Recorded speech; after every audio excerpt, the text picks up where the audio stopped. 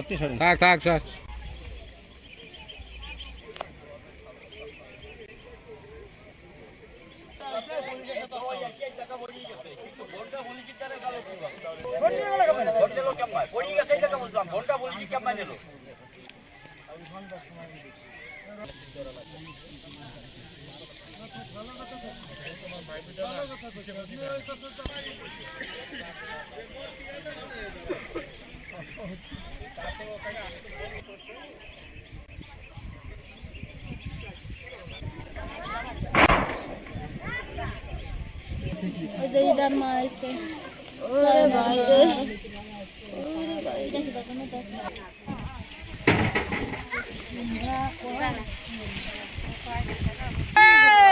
ও ভাই, ও ভাই রে, ও রে ভাই,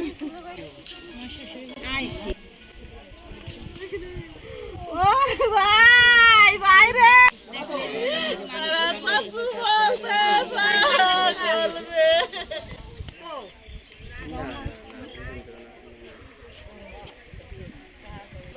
বলতলি ফাঁড়ির আওতাধীন কলপুরে একটা লাশ পাওয়া গেছে। আমি শুনে যে তুমি তাৎক্ষণিকভাবে যাও, কিভাবে পাওয়া গেছে? কয় স্যার অজ্ঞাত, আপাতত অজ্ঞাত, এইভাবে একটা রাস্তার পাড়ে পাওয়া গেছে। আমি তুমি যাও, পুলিশ নিয়ে যাও। ও পুলিশ নিয়ে ঘটনাস্থলে আসে। ইন দ্য মিন টাইম আমিও তাৎক্ষণিক এখানে চলে আসি আপনাদের সম্মুখে। এসে লাশের পরিচয় পাই যে তার নাম হাফিজুর রহমান মোল্লা ওরফে রিপন। এখানে এসে আমি গোপনে ও প্রকাশ্যে তদন্ত করে যেটা পাইলাম, যারা 10-15 জন লোক গতকালকে সন্ধ্যার পরে, গতকাল অর্থাৎ 13/5/2025 তারিখ সন্ধ্যার পরে এই দক্ষিণপাড়া বিলের পাশে, কলপুর গ্রামের দক্ষিণপাড়া বিলের পাশে পরিত্যক্ত একটি ভিটার উপরে এরা জুয়া খেলতেছিল।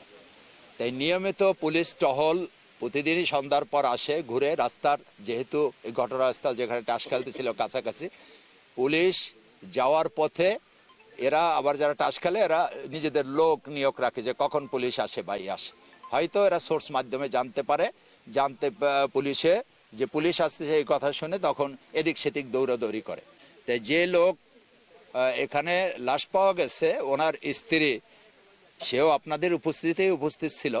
তাকে জিজ্ঞাসাবাদ করলাম, উনি নিজে জানাইল যে ওনার হাজবেন্ডের হার্টে মারাত্মক প্রবলেম ছিল এবং হাই ডায়াবেটিসের রোগী, মেরুদণ্ডের হাড় ক্ষয় হয়ে গেছে। তো এখানে আবার সামান্য একটা পানির একটা ইয়ে আছে, দেখেন ওই কচুরি পানা, যেটা 2-2.5 ফিট পানি। তা আমার যেটা ধারণা এখানে কচুরি পানাগুলো ভাঙ্গাও আছে।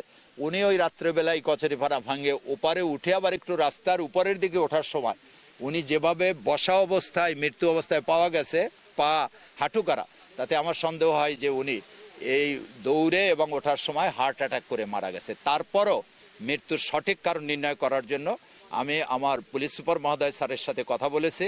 স্যারের নির্দেশ মোতাবেক এটা পোস্টমর্টেমে পাঠিয়ে দেওয়া হবে। আমরা পোস্টমর্টেমের রিপোর্ট পেয়ে পরবর্তীতে কার্যকারী ব্যবস্থা গ্রহণ করব।